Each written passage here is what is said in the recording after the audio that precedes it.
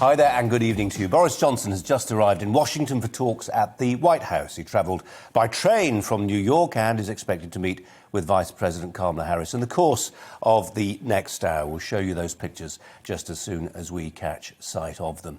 Well, joining me now from Kentucky is Kelly Craft, the former US ambassador to the United Nations. That was under President Trump. And Dr. James D. Boys, an expert on US politics and history at Tufts University near Boston. Thanks to both of you for joining us this evening. We really appreciate your time. Kelly, if I can start with you first. Ahead of this meeting at the White House, interesting that if you are Boris Johnson, you're looking at President Biden, whose faculties may be fading, let me put it that way. You're looking at Kamala Harris, who may be the coming force. To whom do you address most of your energy, do you think? You know, I think it's very important to address it to President Biden. And, you know, I really particularly go back to the G7 when Prime Minister Johnson made the comment, this relationship should be an indestructible relationship. And there's no better time for President Biden to show that than to extend his hand and say, let's work on our free trade agreement. You're out of the EU. It's time to really show that this relationship is indestructible. And I hope that, I hope that's what happens. And I'm gonna think the best. And this is an opportunity also. You know, we pulled out of Afghanistan unilaterally, and we were there with NATO multilaterally. And I think it's very important that we have these relationships starting with Prime Minister Johnson and making certain that this is indestructible. Indestructible, James. Looking at some of your postings on Twitter, you're worried that there's a want of coordination between Downing Street and the White House. They're just not joined up in their thinking right now. Well, absolutely. And I think as Ambassador Craft rightly pointed out there, the issue with regard to Afghanistan is a clear example of that. The lack of coordination and the way that that withdrawal was implemented was a fiasco, I think, which reflected very poorly upon this administration. And also, let's be honest about it, it's great news that the international travel ban, which has restricted British citizens and European citizens from entering the United States for far too long, frankly. It's great that that's being lifted. Although, again, if you look at the way in which that has been communicated, it seems to have taken Downing Street by surprise. The Prime Minister on the flight over to the United States was briefing journalists that they shouldn't expect any great news, and almost immediately, therefore, then the White House announces, well, great, we are going to open the doors, although some of the details have yet to seemingly be worked out. So you do have to wonder what on earth is going on there. If the policies are right, but the communications are poor, then that really doesn't help anybody. It's helped these talks, Kelly Craft, by the fact that we had the AUKUS deal last week. In a sense, if we hadn't had anything to talk about other than Afghanistan, the mood would be very different. Just talk to us, if you would, a little bit about that AUKUS deal. It seems to me, and it's a week old, it's not news, but it is one of those punctuation marks in a national story or an international story. It felt like a moment of genuine historic import. What's your reading? Well, you know, I think it's very important to have Australia engaged, and kudos to the UK and to the US for really implementing this decision. I mean, it is to Australia's best interest also. I mean, they have banned Huawei, as has the United Kingdom, and that we protect the South China Sea, protect the East China Sea. Also, remember, we have Taiwan. And, you know, James, you're exactly right. Our withdrawal was a fiasco. So can you imagine what Taiwan is thinking now and other countries that have less military capability? How about us? What about us? So I think this is a real opportune time, and, you know, for Australia, UK, the US, and especially to protect that area, because we have to protect the Indo-Pacific. And there's a recognition that in protecting the Indo-Pacific, James, there may be a requirement at some future time to actually expend some blood and treasure defending, say, for instance, Taiwan against Chinese aggression. I just wonder, given your perspective, the fact you really do bridge the Atlantic in a sense, a Brit in the States now looking at American affairs through two prisms, do the Americans see that as a looming danger, a looming conflict with China in a way that perhaps in Britain, the penny hasn't yet quite dropped? Yeah, I think that if there is a slight flaw in how Europeans view the United States, be they Europeans or in the United Kingdom, is that we view the United States as an Atlantic power.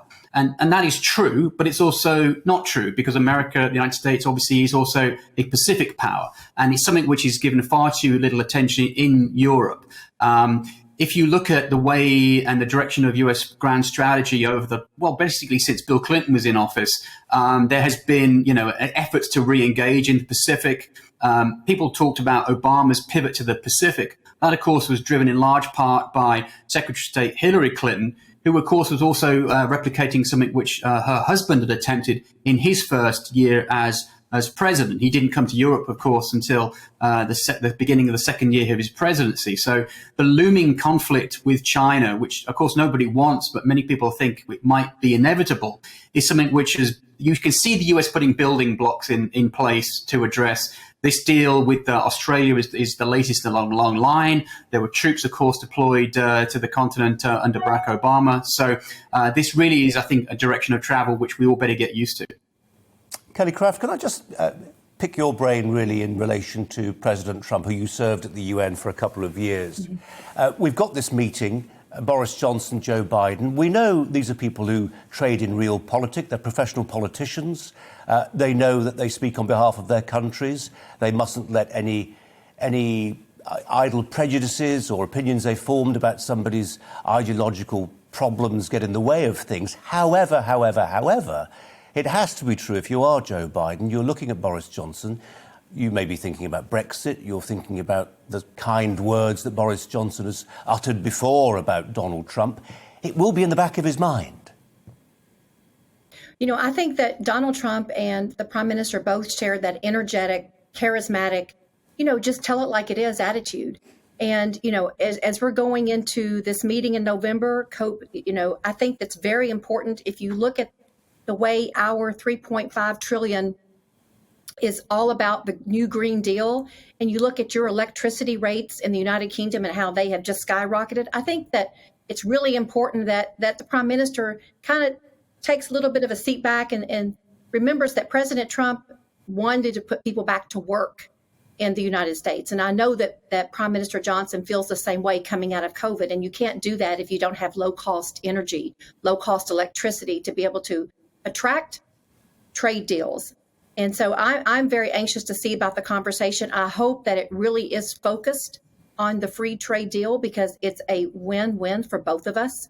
And I think that that's a moment that he could actually show that he is doing something less unilaterally, just like he announced the travel ban being taken off because of now with COVID and people being vaccinated. But, I see the similarities with President Trump and Prime Minister Johnson in the way they both rolled out this vaccine. They made certain that their country was taken care of first, and then they were able to share with other countries that were in need of the vaccine.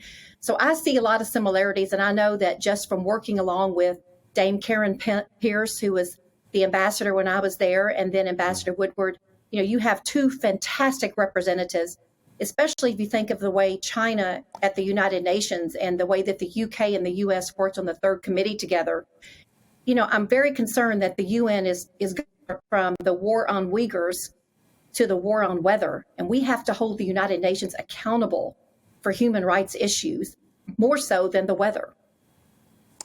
James Boyce, just one final and brief thought, if you would, just for Brits who are not across every tick and nuance of the American domestic political scene. Where are Joe Biden's approval ratings at the moment? How does he stand in relation to other presidents at this stage in his presidency? Well, they've certainly taken a hit. There's no doubt about it. The impacts of the problem here, obviously, is that he made some great claims with regard to where he was going to get the COVID vaccine rollout, which were aspirational but haven't been hit, it must be said, and also now the Afghanistan rollout fiasco. They've certainly taken a hit. So they have dipped. He's not in any great trouble at this point, I think, but as he struggles, I think, to try to get some of his deals through Congress, certainly he's coming up against great roadblocks from his own party, it must be pointed out, who aren't fans of some of the great spending aspirations he has. They're going to cause trouble. I think it's important to finally point out that we're talking a lot about Boris Johnson and Joe Biden, but whilst politicians and policies come and go, deep interests and national interests remain. And whatever disagreements there might be between the Prime Minister and the President today, they're dwarfed by the shared interests that the United Kingdom and the United States have shared and will continue to share irrespective of whoever is in Downing Street or in the Oval Office. James Boyes, Ambassador Kraft, really appreciate your time this evening. Thanks very much.